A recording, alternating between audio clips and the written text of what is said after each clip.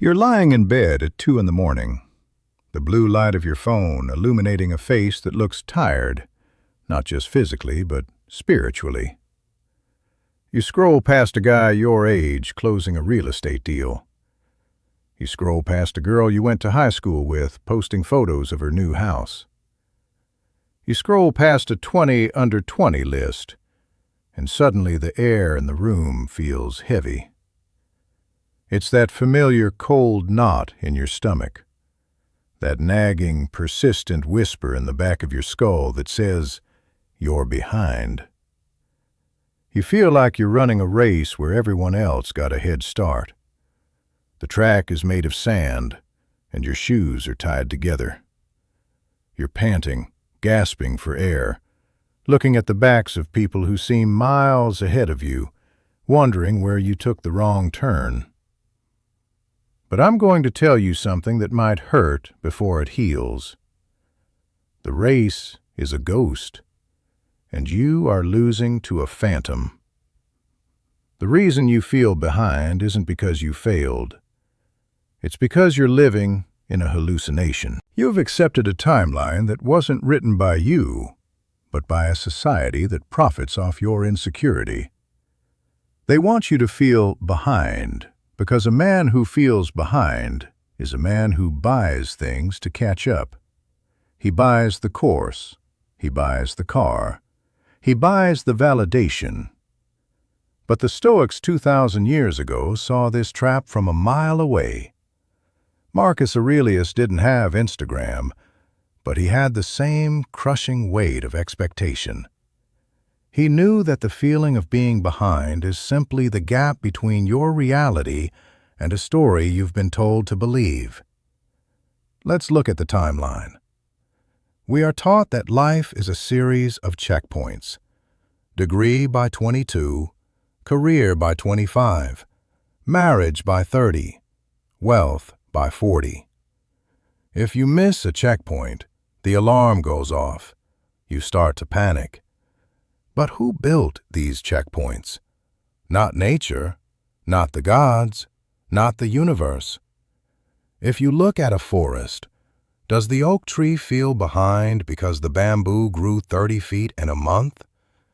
Does the moon feel behind because the sun is brighter? Of course not. Everything in nature moves at its own pace, governed by its own internal logic. You are the only creature on earth that looks at another of its kind and decides its own existence is a failure because of a difference in speed. This is what Seneca called the brevity of life. He argued that it's not that we have a short time to live, but that we waste a lot of it. We waste it by living in the future, waiting for the checkpoints, or living in the past, mourning the time we think we lost. When you feel behind, you are literally leaking your life force into a dimension that doesn't exist. You are not in the room. You are not in your body. You are in a mental projection of a better you who did things differently. And while you're busy visiting that ghost, the real you is decaying. The fix isn't to work harder. It's not to wake up at 4 a.m. and grind until your eyes bleed. That's just trying to run faster on the same fake track. The fix is to step off the track entirely. You fix it instantly. The moment you realize that behind is a direction that doesn't exist in the present moment. Think about it. If you are standing in the middle of a field, which way is behind? It's wherever you decide to turn your back. To fix this, you must adopt the Stoic concept of the internal citadel. You need to realize that the only person you are ever in competition with is the person you were yesterday. I know it sounds like a cliché you'd see on a motivational poster, but look deeper. If you improve by just 1% today, if you read 1 page, do 1 push-up, or master 1 single emotion, you are technically ahead of your former self. And in the universe's eyes, that is the only metric that matters. Every other comparison is a form of self-torture. You are comparing your behind-the-scenes footage with everyone else's highlight reel. You see their trophy. You don't see the rotting wood inside the pedestal. You feel behind because you are addicted to the outcome. You want the result, the finish line, the gold medal. But the Stoics taught us to focus on the process. Epictetus once said that no great thing is created suddenly any more than a bunch of grapes or a fig. If you tell me that you desire a fig, I answer you that there must be time. Let it first blossom, then bear fruit, then ripen. If you are in the blossoming stage, why are you angry that you aren't yet ripe? It's a violation of natural law. You are demanding that the universe skip the chapters that are supposed to build the character required to handle the ending. Imagine if you were given everything you think you're behind on right now. The millions, the house, the perfect partner, the fame. If you haven't built the mental muscle of a Stoic, those things would destroy you. You see it every day. Lottery winners who go bankrupt, child stars who spiral out of control. They weren't behind. They were ahead of their own maturity.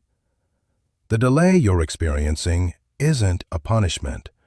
It's a training ground. It's the universe giving you the time to become the version of yourself that can actually carry the weight of your dreams. So, how do we fix this instantly? You perform a mental reset. Right now, wherever you are, acknowledge that the timeline is dead. Burn it. Rip it up. You are exactly where you are supposed to be because logically you couldn't be anywhere else. Every choice you made, every circumstance you faced led to this exact microsecond. To fight against that is to fight against reality itself. And that is a fight you will lose 100% of the time. The instant fix is to stop looking at the horizon and start looking at your feet. What is the very next thing you have to do? Not next year, not next month, in the next 10 minutes. Is it washing the dishes? Do it with the focus of a Zen monk. Is it writing an email? Write it with the precision of a surgeon. Is it just breathing? Then breathe. When you collapse your focus into the now, the concept of being behind vanishes. You can't be behind in the present moment. You can only be here. Most people spend their lives in the waiting room, convinced that life only begins once they hit a certain milestone or paycheck. They think happiness is a destination they haven't reached yet. But the Stoics knew better. The waiting room is the life. This struggle, this 2 a.m. uncertainty, this is your arena. It's easy to be a Stoic when you're winning. It's when you feel like a loser that your philosophy actually matters. Stop apologizing for your pace. The people you're comparing yourself to are just as terrified as you are. They've just mastered the mask. Don't die climbing a ladder that goes to infinity. Step off and enjoy the view. Here is your directive. From this moment on, judge your success by your effort, not your position. If you gave your best today, even if that best was just surviving, you have won. The world will keep flashing lights at you, trying to lure you back into the race. When it does, smile. Recognize the trick.